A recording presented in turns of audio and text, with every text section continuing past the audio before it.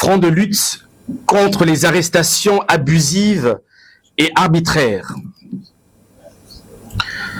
Mesdames et messieurs de la presse, distingués invités, en vos titres et qualités, nous vous adressons nos salutations respectueuses. Nous nous réunissons aujourd'hui dans un contexte particulier de l'histoire politique de la République démocratique du Congo. Un contexte où la démocratie pour laquelle tant de sacrifices ont été consentis se trouve fragilisée par des pratiques qui portent atteinte aux libertés fondamentales. La personne humaine est sacrée. L'État a l'obligation de la respecter et de la protéger. Toute personne a droit à la vie, à l'intégrité physique, ainsi qu'au libre développement de sa personnalité dans le respect de la loi, de l'ordre public, du droit d'autrui et des bonnes mœurs. Nul ne peut être tenu en esclavage, ni dans une condition analogue. Nul ne peut être soumis à un traitement cruel, inhumain ou dégradant. Nul ne peut être astreint à un travail forcé ou obligatoire, dispose l'article 16 de la Constitution congolaise. Les arrestations abusives et arbitraires ne sont plus des faits isolés. Elles deviennent des méthodes. Des citoyens sont interpellés sans procédure régulière, détenus dans des conditions indignes, parfois dans des cachots clandestins. Certains subissent des traitements cruels, inhumains ou dégradants. Pourtant, l'article 18 de la loi fondamentale du pays dispose ce qui suit. Toute personne arrêtée doit être immédiatement informée des motifs de son arrestation et de toute accusation portée contre elle, et ce, dans la langue qu'elle comprend. Elle doit être immédiatement informée de ses droits. La personne gardée à vue a le droit d'entrer immédiatement en contact avec sa famille ou avec son conseil. La garde à vue ne peut excéder 48 heures. À l'expiration de ce délai, la personne gardée à vue doit être relâchée ou mise à la disposition de l'autorité judiciaire compétente. Tout détenu doit bénéficier d'un traitement qui préserve sa vie, sa santé physique et mentale, ainsi que sa dignité. Fort malheureusement, ces personnes détenues, dans des cachots secrets, vivent sous un régime ultra-pénal, rendant ainsi même le procureur passif sur les enquêtes à diligenter. En outre, ces pratiques violent frontalement le principe sacré de la dignité humaine, consacré par l'Organisation des Nations Unies, à travers la Déclaration universelle des droits de l'homme, qui dispose à son article 19 « Tout individu a droit à la liberté d'opinion et d'expression », ce qui implique le droit de ne pas être inquiété pour ses opinions et celui de chercher, de recevoir et de répandre sans considération de frontières les informations et les idées par quelque moyen d'expression que soit. Décrier la gestion de la chose publique, dénoncer des bavures, exprimer un désaccord politique, voilà des droits, non des infractions. La liberté d'expression n'est pas une faveur accordée par le pouvoir de M. Tshisekedi. Elle est un droit inhérent à chaque citoyen. La République démocratique du Congo, terre du combat pour la liberté incarnée par Patrice Lumumba, ne saurait être assimilée à un espace de peur et de silence. Notre nation a une essence démocratique qui ne peut être confisquée par qui que ce soit. C'est pourquoi, face à cette dérive inquiétante, des membres de la société civile, des juristes, des artistes, des avocats, des acteurs politiques et des citoyens engagés ont décidé d'unir leurs forces. Aujourd'hui, il est lancé officiellement le front de lutte contre les arrestations abusives et arbitraires en République démocratique du Congo. FLAR en sigle. Le FLAR a une mission claire: dénoncer publiquement toute arrestation abusive et arbitraire. Assurer une assistance juridique, soit-elle, aux victimes. Documenter les violations des droits fondamentaux. Mobiliser l'opinion nationale et internationale. Défendre sans relâche la dignité humaine. Et enfin, saisir les instances judiciaires internationales pour rétablir la justice. Notre démarche n'est ni insurrectionnelle, ni partisane. Elle est républicaine, elle est légale, elle est morale. Nous ne combattons pas des individus, nous combattons des pratiques. Nous combattons un système qui est installé.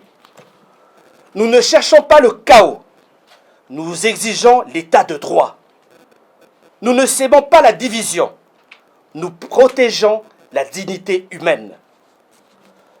Le FLAR se veut un rempart contre l'arbitraire et un instrument de vigilance démocratique.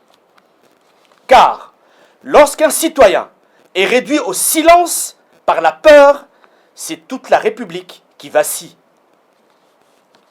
À ce jour, plusieurs cas d'arrestation arbitraire et abusive préoccupent le FLAR, dont celui de M. Parole Camisello, enlevé dans l'après-midi du 6 décembre 2025 sur le site de l'Université pédagogique nationale UPEN, puis acheminé au cachot du Conseil national de cyberdéfense, CNC en sigle, où il a subi des tortures, des humiliations. Ensuite, est présenté malgré lui dans une vidéo dénigrante, humiliante, contraignante, avec des signes alarmants de traumatisme pour présenter des excuses au président de la République. Et enfin, présenté au parquet de grande instance de Kinshasa-Gombe le 26 décembre 2025, soit 16 jours après son enlèvement, pour être transféré enfin à la prison de Makala. Et le deuxième cas préoccupant, c'est celui de Nathanaël Onokomba, qui a été enlevé le 5 janvier 2026 à l'issue d'une conférence qu'il donnait, avant d'être conduit, civil de son état, à la prison militaire de Ndolo, mercredi 21 janvier 2026, soit 16 jours après avoir subi des tortures, des humiliations dans des cachots clandestins du Conseil national de cyberdéfense, CNC en sigle. Jusqu'à ce jour, leur sort dans leur lieu de détention est déplorable. Le régime en place n'a qu'un seul objectif: inchangé. Mater toutes les voix qui dénoncent les bavures, la mégestion, la dictature du régime en place. Taire la voix de la jeunesse face à l'injustice dont elle est sujette. Aujourd'hui, le CNC s'érige en bourreau des opposants politiques congolais. Des voix qui osent dire tout haut « Stop, ça suffit ». En ce jour de lancement, nous appelons les forces vives de la nation à rejoindre ce combat pacifique, légal et nécessaire. Défendre la liberté n'est pas un acte d'opposition, c'est un acte de responsabilité.